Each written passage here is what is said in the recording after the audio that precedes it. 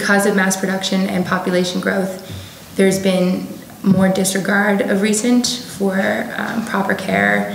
And I think, the steroids and the antibiotics and all that stuff coming into, our food products and all that kind of thing. I think there's something slightly Frankensteinish about genetically modifying animals for consumption. So I would definitely say that it might be moderate on the surface, but I mean, like, recently there's been like the studies with, I think it was McDonald's that came out recently and had like the big egg fiasco about like the chickens living in like unsanitary conditions. And I think that's probably happening on a larger scale than people realize because there's so much production going on that, a lot of it does get overlooked. I don't think they do a good job. I feel that it has evolved a lot over the past couple of decades. It's unnatural now, and there's a lot of hormones in the animals which we consume, and that is one reason why I would strongly say that they do not do a good job. Okay. So for you, you're really focusing on the hormone area, is that right? Yes, I think that any animal, mammal or anything, if they get exercise or if they get the natural foods they're supposed to eat, they would be much more healthier, and thus they would be more healthier for us to consume. Okay. But I feel that because of more production and the demand to produce more and being a consumer society, I feel that they're not doing, the focus is not the health, the focus is to make money. It depends on where you're looking at from. Like you said, there's the factory farm industry where they don't really take animals' feelings into consideration or how they're being treated. But then there's also the organic free range side, which is more ethically based, and that they care for the animals more better than what the factory farm does. They'll let them roam out in the street, do their natural things that they're meant to do.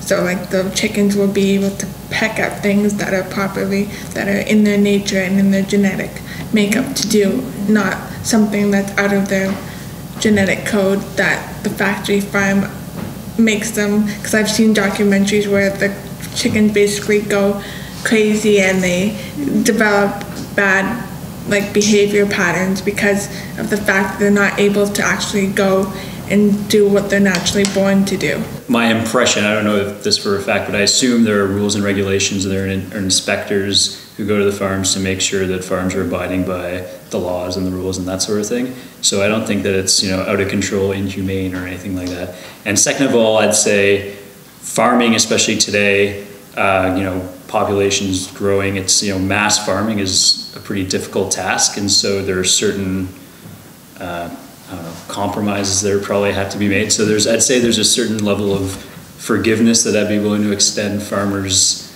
based on their animal care. So I'm not expecting it to be like a hotel for animals or anything like that, but I'd say they probably do an adequate to good job. Honestly, I'll pretty much just play on the fence right now. A lot of good points are resonated by Oren. It's pretty much that I'm not informed that much about it, but as I mentioned in my email, I saw a documentary on BBC about the whole issue, and they were actually talking all about the KFC chickens, how they're fed to the extent that they're about to burst, and they have their, I guess it was the kidneys or the liver that kind of inflates to an extent where they kind of have internal bleeding. A lot of my friends who watched that with me have stopped eating non-veg since they saw that video. Yeah, no, I also think they do a good job from the consumption standpoint. A lot of what I've heard about the care has been, pretty brutally negative. But I mean, for a consumption standpoint, when you're talking about, variety of meats and freshness and, pretty much anything you want. And I mean, people might complain about the price, but I still think it's pretty cheap, when you factor in everything that goes into it. Right. So from that standpoint, just availability, I think they do a good job.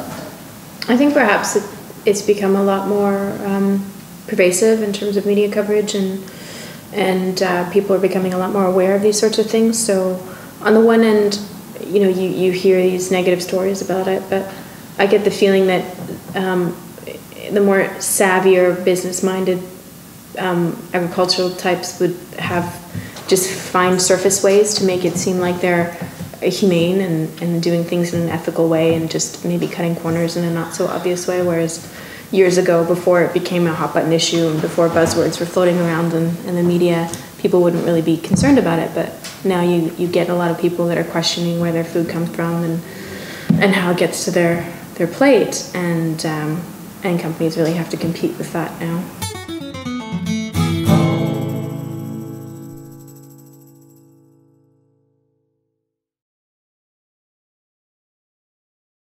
This was one video, I mean, which really scares you. I mean, you pretty much stop. It was like the truth behind KFC, and it's how they actually rear their chickens, how they actually keep on feeding them even though they can't take anymore. I've seen the documentary called Food Inc. Okay. And all the dealing with feeding the animals corn because it's cheap, and they gain a lot of weight and all those things. So I haven't seen Food Inc., but there do occasionally, I have a few vegan friends, so on Facebook these things kind of get posted, usually YouTube videos. There was one about...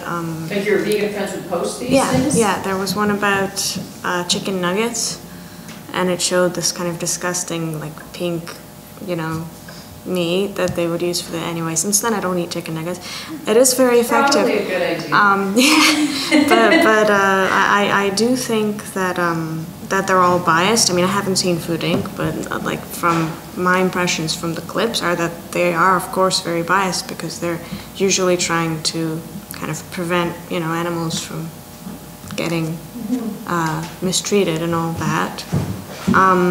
But at the same time, let them be biased. And if the other side has something to say, then let it say it. But I don't hear anything. Well, I can say right away that, as I mentioned earlier, the McDonald's thing is the most recent thing that I would bring up. The egg things. About the eggs, yeah, and about the inspector, I guess, or the quality assurance check went through one of the farms here in Canada that McDonald's uses, and found out that it's not up to grade, it's not up to standard. There's terrible conditions for the chickens, and they're using too many steroids or whatever, and it's making them unhealthy, and then resulting in overproduction of eggs or not usable eggs or whatever.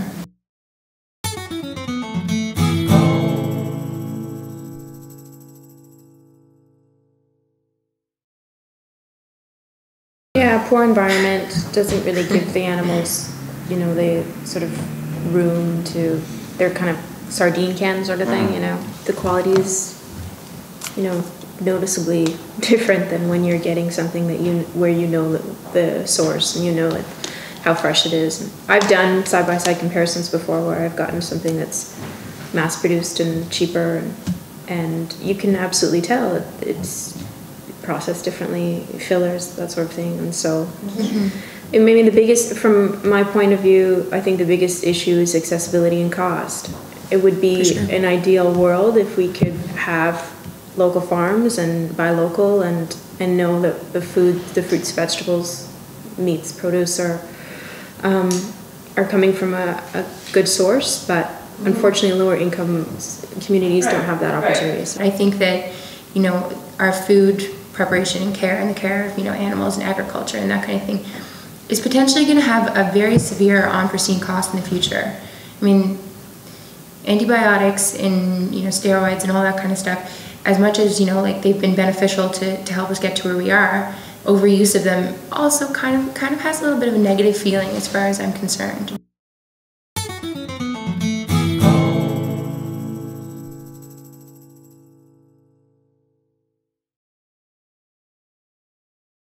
natural sources of water and grain, that sort of thing.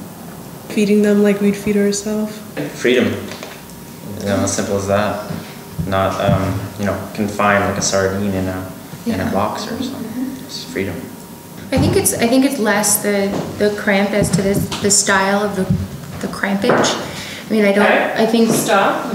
I think, in my mind, when I think of, like a natural habitat of a chicken, I think, like a nice wood barn and like other animals and, outdoor space and the ability to eat as they choose, not as they're fed.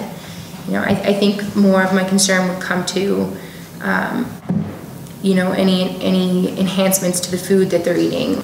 I think more of just like the density. I mean, I've seen some of those pictures or footage where, yeah, it's like that, like Yeah. crazy density. I mean, I don't know if you could really ever have like a natural environment and keep them and stuff, but I mean, just sort of fewer chickens, like much fewer.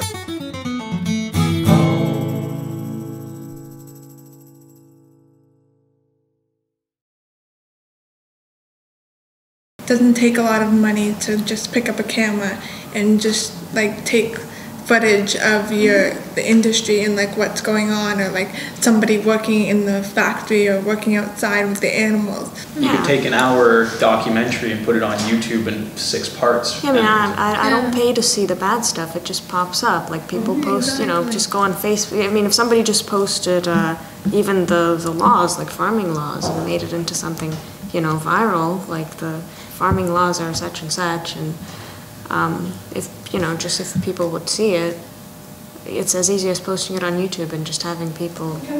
Yeah, that's the one source which is like the cheapest, not capital intensive. You know, really just like what they eat, for example. I mean, something as simple as that, like what's their daily diet, or even which farms there are in Canada. Like I don't even know where it's delivered from. What if there was an independent body not affiliated with the farmers at all that would do random checks? Maybe the farmers would pay into it, but it'd be like, you know, a drug test for athletes or something, so they wouldn't know it's, and you know, not a government mandated one, like you know, an independent body. There has to be a precipice for them, you know, to want to know where their food comes from. So an invitation. You know, if you pick up a piece of steak, if the package says, do you want to know where this comes from? This is where you can find this information. Go to this website. We have videos, we have information, we have pamphlets available to you, so you can know exactly what went into this and how it's getting in front of you. Yeah. Would that be of interest? It would, yeah, Definitely. to me, certainly. Yeah. If it's available to me, I will. You know, I don't think people think about it because there's, like you said, very little information. They just cook it and they eat it. But if it's sort of right there in front of you, and a lot of other types of packaging has done that with regards to sugars and oils and fats and that sort of thing. Let's say now this or omega-3s, that's a big buzzword now too. And so people are starting to become more interested in it because it's a lot more prevalent. There has to be information available. You know, if people want to turn a blind eye, that's their prerogative, but there has to be information readily available. So I think that's the thing, like transparency and accountability.